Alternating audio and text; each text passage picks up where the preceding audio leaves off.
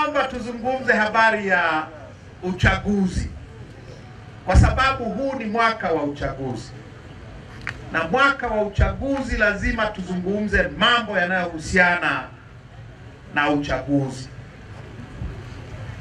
Chama chetu kimeamua kwamba kusipokuwa na mabadiliko katika mfumo wa kuendesha chaguzi zetu, uchaguzi wa mwaka huu hautafanyika. Ndio. Wewe nangamia. Haya maneno sio madogo. Haya maneno si madogo hata kidogo. Milioni ya pesa bure. Tangu tumeingia mfumo wa vyama vingi vya siasa mwaka 92, hakuna chama kimewahi kusema kwamba kusipokuwa na mabadiliko ya mfumo wa uchaguzi tutazuia uchaguzi. Sisi ni wa kwanza. Haya maneno ni makubwa sana. Ndio maana kila anayenyanyuka kusema akiwa wa CCM anatulaani. Kila anayenyanyuka akiwa ni mpambe au kibaraka au mtumwa wa CCM anatulaani. Na kila rafiki anayesimama anatuunga mkono. Haya maneno ni makubwa. Maana yake ni kwamba kuzuia uchaguzi, maana yake ni kwamba kuzuia hiyo ratiba iliyowekwa kwenye sheria za uchaguzi na imewekwa kwenye katiba ya nchi hii ya kufanya chaguzi kila baada ya miaka mitano, tunataka kuizuia. Ni jambo dogo kiasi gani hilo? Hilo jambo ni dogo kiasi gani? Wote wanafahamu ni jambo kubwa, na hakuna ambaye amewahi kulisema katika miaka yote ambayo tumekuwa nchi ya vyama vingi. Kwa hiyo swali la kwanza la kujiuliza, swali la kwanza kabisa ni kwa nini tumeamua hivi? Swali la kujiuliza ni kwa nini hiki chama ambacho kimeshiriki kila uchaguzi mkuu tangu 95, kwa nini leo kinasema kusipokuwa na mabadiliko tutazuia uchaguzi usifanyike? Sisi ndio chama ambacho ukiondoa CCM hakuna chama kingine cha siasa nchi hii ambacho kimewahi kuwa na wabunge wengi kama Chadema. Ukiondoa CCM, sisi ni chama ambacho kimewahi kuwa na madiwani wengi kuliko chama kingine chochote. Sisi ndio ambao tumekuwa na wenye viti wa vijiji wengi zaidi kuliko chama kingine chochote, na wa vitongoji na wa mitaa. Kwa nini leo tunasema bila uchaguzi, bila mabadiliko hakuna uchaguzi? Sisi ambao tumeongoza majiji, tuliongoza jiji la Dar es Salaam, jiji la Mwanza, Mbeya, Tanga, Arusha, tumeongoza miji ya Moshi, Iringa, halmashauri nyingi, Karatu, kila mahali. Kwa nini leo tunasema no reform, no election? Kwa nini leo tunasema bila mabadiliko hakuna uchaguzi? Kwa nini?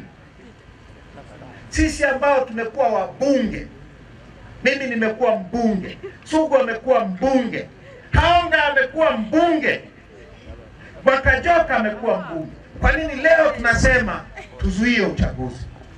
Hilo ni swali la kwanza ambalo tunahitaji kulijibu kwenu wananchi, ili mtuelewe. Tunaelewana? Iko hivi ndugu zangu, tumefikia uamuzi huu kwa sababu imefika mahali uchaguzi wa nchi hii hauwezekani tena.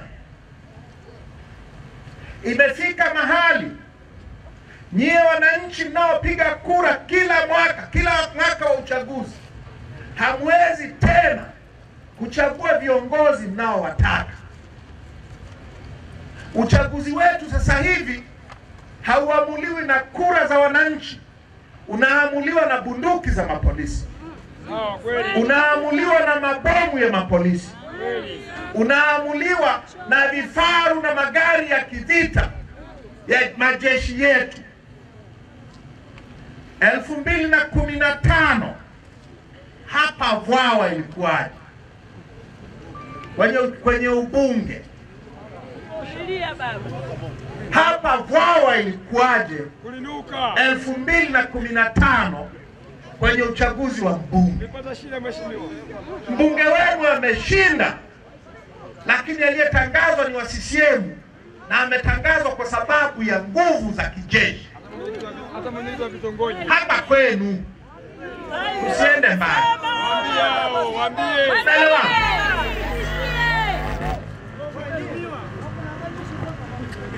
Mnanielewa?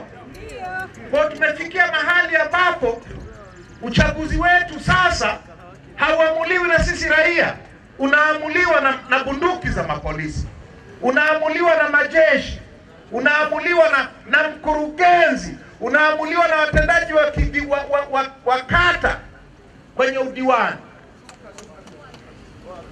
Sasa namna hii hatuwezi tukafanya chaguzi tena. Chaguzi zinazoamuliwa na wanajeshi badala ya kuamuliwa na wapiga kura, hizo sio chaguzi tena. Mnanielewa? Na hii habari imeanza baada ya uchaguzi mkuu wa mwaka 2015. Kabla ya 15 kulikuwa na ushindani, hawakuwa wanaengua nchi nzima. Sasa hivi wanaengua nchi nzima. Kabla ya 15 ilikuwa ukijipanga sawa sawa na watu wakawa wakorofi, utatangazwa mbunge au diwani au mwenyekiti wa kijiji. Sasa hivi wanaengua nchi nzima. Kwa hiyo hata kwenye uchaguzi kwenye hatuendi, au ukifanyika uchaguzi wanakuja na vifaru, wanakuja na wanajeshi, wanakuja na bunduki na wanaua. Wewe tumeuawa. Wanaua. Mwaka jana wameua kijana wetu hapa Tunduma hapa, Stephen Chalamila. 2020 waliua watu zaidi ya 10 Tunduma hapa, au nakosea? Mwaka jana sio Chalamila peke yake, kule Manyoni kwetu wameua mgombea mwenyekiti wa kitongoji, amepigwa risasi 4 na mapolisi mbele ya mke wake na watoto wake ili asigombee mwenyekiti wa kitongoji. Unaua mgombea mwenyekiti wa kitongoji kwa risasi, ikifika kwenye urais itakuwaje? Wataua wangapi? Sasa hizi ndio zimekuwa chaguzi zetu. Haziamuliwi na sisi wananchi tunaopiga kura, zinaamuliwa na mapolisi na wanajeshi na usalama wa taifa na mkurugenzi na watu wao. Hizi sio chaguzi tena. Mnanielewa? Na ili kuthibitisha hiyo, nataka niwapitishe kidogo kwenye habari ya Vwawa. Manake tuko hapa kwenu, sio? Tuzungumze habari ya Vwawa ili tuthibitishe kwamba hatuwezi kuendelea namna hii. Sawa sawa jamani? Sawa kabisa. Miaka 11 iliyopita, mwaka 2014 mlifanya uchaguzi, au sio? Mlifanya uchaguzi wa vijiji na mitaa. Sawa sawa? Kama mliofanya mwaka jana, wakaiba uchaguzi wote. Sasa ule mwaka wa 2014 Kwenye hili jimbo lenu, jimbo la Vwawa lina vijiji 63. Kwenye uchaguzi ule tulipata wenye viti 10 wa vijiji 10, sio haba. Sasa hivi mwaka jana tumepata wangapi? 0. Sawa sawa. Miaka 11 iliyopita tulichagua wenye viti 10. Mwaka jana tumechagua 0. 0 kwa sababu gani? Wote walienguliwa. Na waliobaki wengine ilikuwa ni bunduki mbele kwa mbele na mabomu ya polisi. Mnanielewa? Mwaka uliofuata 2015 kwenye uchaguzi mkuu, ubunge uliamuliwa na majeshi hapa, hauna kosea. Lakini 2015 nyie watu wa Vwawa mlifanya mambo mazuri sana. Kwenye halmashauri yenu ya wilaya yenye kata 27 mlichagua madiwani kwenye kata 8. Kata 8 kati ya 27. Sio haba. Sio nini? Sio haba. 2020 mmechagua kata ngapi? Mmechagua kata ngapi? Baada ya vurugu za Magufuli. Mnanielewa? Kutoka kata 8 miaka 10 iliyopita tukata 0 leo. Mnanielewa? Lakini 2015 hiyo kwenye huu mji wa Vwawa, huu si mji mdogo, si unamea hapa. Mwaka 2015 kwenye vitongoji 54 vya mji mdogo wa Vwawa mlichagua wenye viti wa vitongoji 33 wa Chadema. Tukawa na meya wa mji huu wa Chadema. Unakosea? Nasema uongo? Ni sawa sawa kusema huu mji ni mji wa Chadema kwa sababu meya alikuwa wa kwetu. Hauna kosea. Leo hii tuna wangapi wenye vitu wa vitongoji hapo? 0. 0. Wamepita bila kupingwa. 0. Tulikuwa na 33 miaka 10 iliyopita, leo tuna 0. Kwa sababu gani? Kwa sababu walikuwa wagombea watu wote. Tunaelewana? Sasa 2019 tukapata 0, waliengua nchi nzima. Mwaka jana wameengua wote, tuna 0. Katika mazingira haya tunataka kwenda kwenye uchaguzi tena kwa mazingira haya ili iweje? Ili iweje wananchi wa Vwawa? Kama kinaingiliwa. Ni hasara mheshimiwa. Sasa kwa hiyo kwa tunaposema hatutaki tena uchaguzi ufanyike kwa wasimamizi hawa kwa sheria hizi kwa katiba hii, sababu ni hii ya msingi. Haiwezekani tena kufanya chaguzi katika nchi hii. Haiwezekani kufanya chaguzi wananchi wakaamua. Badala yake ni mabunduki ya mapolisi na mabomu yao ndio yanayoamua. Hilo la kwanza, la msingi kabisa. Lakini niulize swali la pili. Kwa nini shida hii ni shida ya mfumo wa uchaguzi? Tunaposema mfumo wa uchaguzi ndio tatizo, tuna maana gani? Mfumo wa uchaguzi ni nini? Mfumo wa uchaguzi ni zile taasisi zinazosimamia uchaguzi. Tume ya uchaguzi, TAMISEMI, jeshi la polisi na vyombo vya aina hiyo. Vyombo vyote vinavyohusika na uchaguzi vinatengeneza mfumo wa uchaguzi. Sio vyombo hivyo tu, katiba ya nchi. Katiba ya nchi inasema nini juu ya uchaguzi? Sheria za uchaguzi zinasema nini juu ya uchaguzi? Hasa ukijumlisha vyombo vinavyosimamia uchaguzi, katiba na sheria zinazosimamia uchaguzi, unatengeneza mfumo wa uchaguzi. Tunasema huu mfumo wa uchaguzi ndio tatizo. Kwa nini? Kwa nini? Sababu ya kwanza na kubwa kabisa, huu mfumo wa uchaguzi katika nchi yetu ni mfumo wa rais. Ni mfumo wa rais, unadhibitiwa na rais kutoka juu mpaka chini. Na nyie mnafahamu rais wa nchi hii siku zote ni mwenyekiti wa CCM. Kwa mwenyekiti wa CCM ndiye anayedhibiti mfumo mzima wa uchaguzi. Kwa sababu mwenyekiti wa CCM ndiye anayeudhibiti mfumo wa uchaguzi, anatumia udhibiti huo kuipendelea CCM. Udhibiti huo ukoje? Tume ya uchaguzi ni tume ya rais, inateuliwa na rais yote.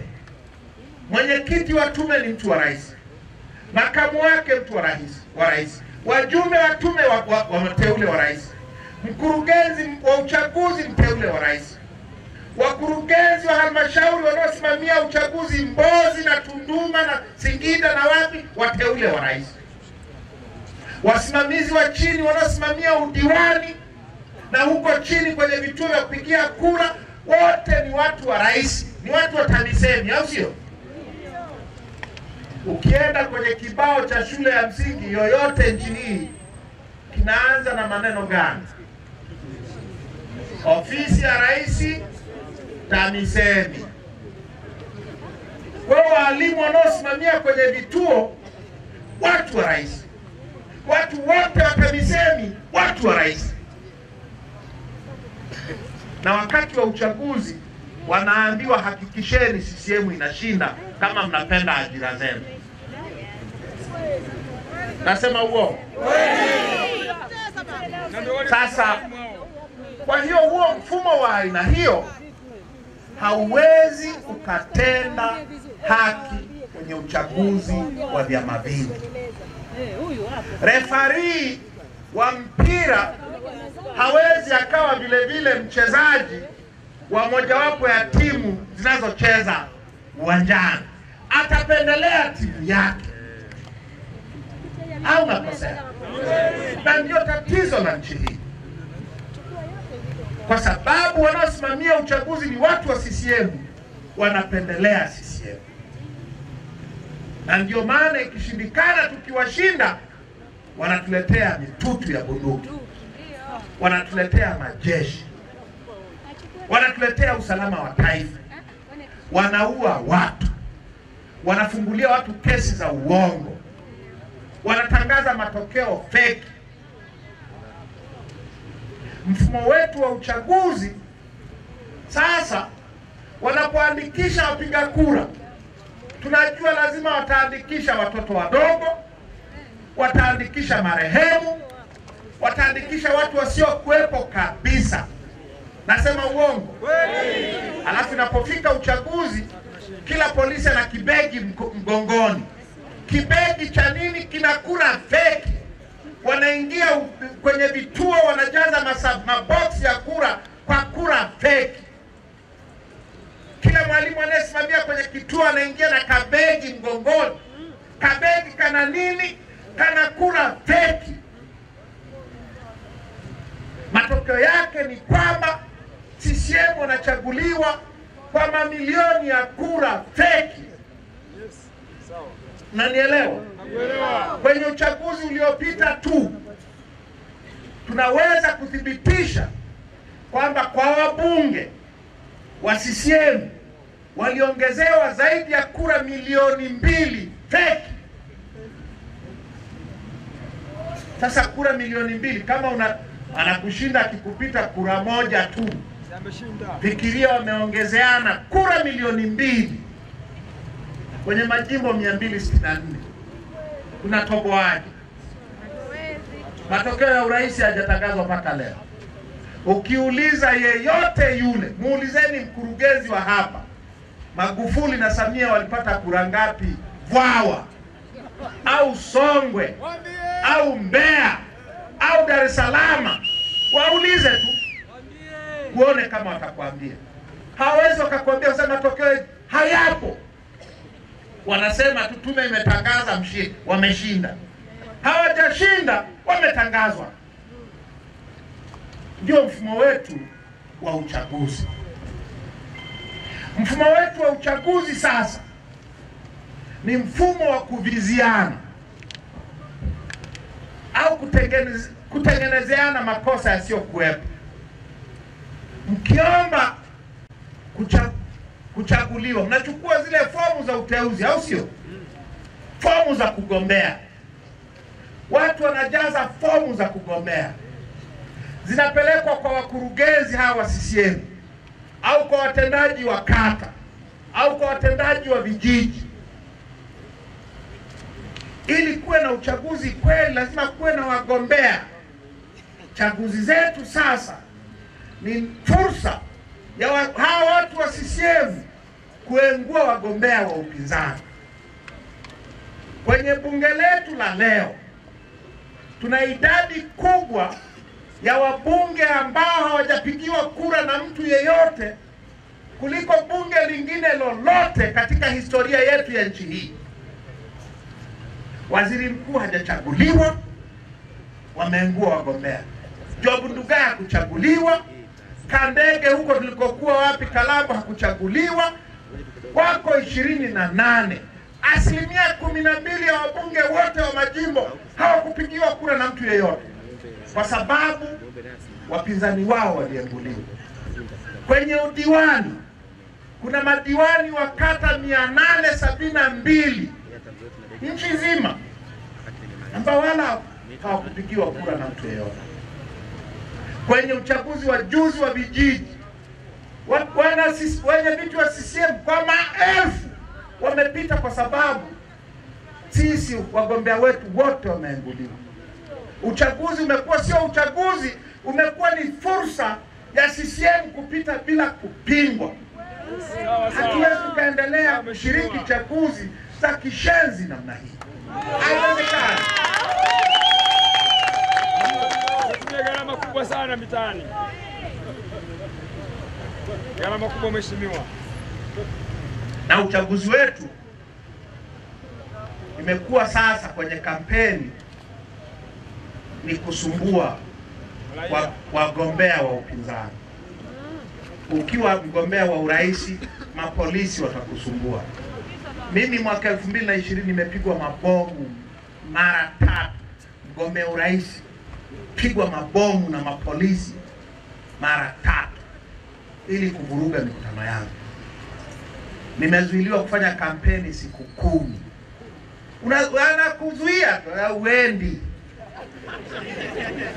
Kwa sababu Magufuli alikuwa na shida, wanampepea mara kwa mara hivi, kwa sababu yeye hafanyi kampeni na wewe ufanye.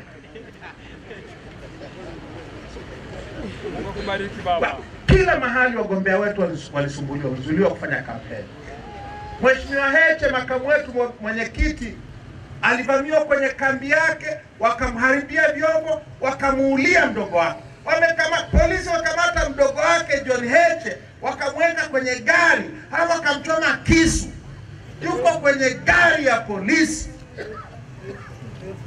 kwa sababu ya uchaguzi. Tunafanyiwa rafu. Na ikifika kwenye uwakala, kuapisha mawakala wetu, vita. Mawakala kuingia kwenye vituo, vita. Kupata nakala za matokeo, vita. Hatutaki kuendelea kupigana vita za mambo ambayo yameruhusiwa kisheria. Ndio maana tunasema no reform, no election. Na nielewa, kwa sababu hatuwezi tukaendelea namna hii. Hatuwezi tukaendelea na chaguzi ambazo inabidi tutoe kafara za binadamu ndio CCM wapate uongozi. Inabidi tuue watu mwaka 2020 Zanzibar wameua watu wengi sana. Wameua watu Tunduma hapa na maeneo mengine ya nchi. Ili CCM watawale sasa wanahitaji kafara ya binadamu. Hatuwezi tukaendelea namna hii. Ndio maana tunasema no reform, no election. Sasa mabadiliko tunayoyataka ni ya aina gani? Nimalizie tuendelee. Tunataka, na kwanza tunataka mfumo wa uchaguzi ubadilishwe wote. Hatutaki tena tume ya rais kusimamia chaguzi zetu. Sawa. Hatutaki tena watu wa serikali, TAMISEMI, kusimamia uchaguzi. Tume huru manake ni tume ambayo haiteuliwi na rais na hawezi kuiondoa. Na tume huru ni pamoja na wafanyakazi wote mpaka chini wanaosimamia uchaguzi. Wakiwa watumishi wa serikali, watalaliwa, watatishiwa, watafanywa nini? Hawatatenda haki. Tunataka watu wasiokuwa watumishi wa serikali. Kwani Zambia hapa wanafanyaje? Malawi wanafanyaje? Wanaweka wakulima. Wewe unataka kuwa msimamizi wa uchaguzi, unaomba kazi, unaajiriwa na tume, unafanya kazi yako, hakuna mtu wa kukubabaisha. Huku walimu wanasimamia, alafu mkurugenzi anawaambia ole wako kituo chako mpinzani ya chini. Wanapenda ajira zao. Hatutaki tena walimu wakafundishe watoto wetu. Sawa sawa?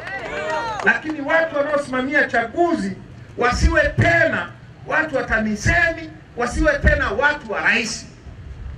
Ndio hiyo itakuwa tume huru ya uchaguzi.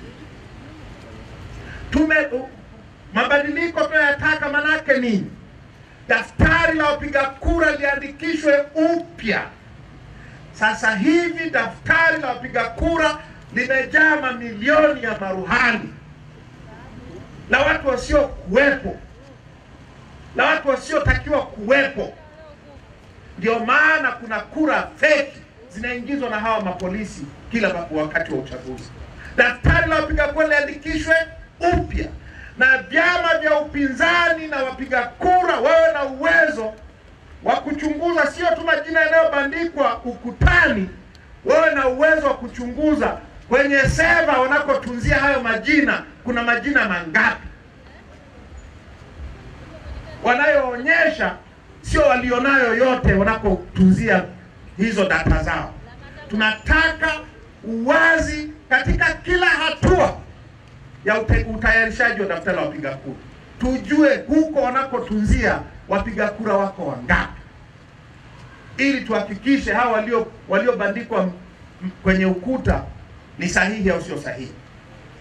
Jambo la tatu, hatutaki tena utaratibu wa kisheria unaoruhusu wagombea kuenguliwa. Kama kuna matatizo, umeandika jina vibaya, kwani haiwezi karekebishwa?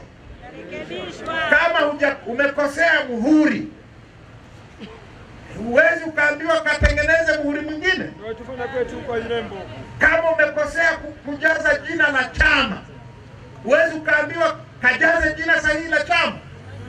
Haiwezekani. Haya makosa ya visingizio vya kuengua wagombea hatuvitaki tena, na sheria lazima iseme hivi.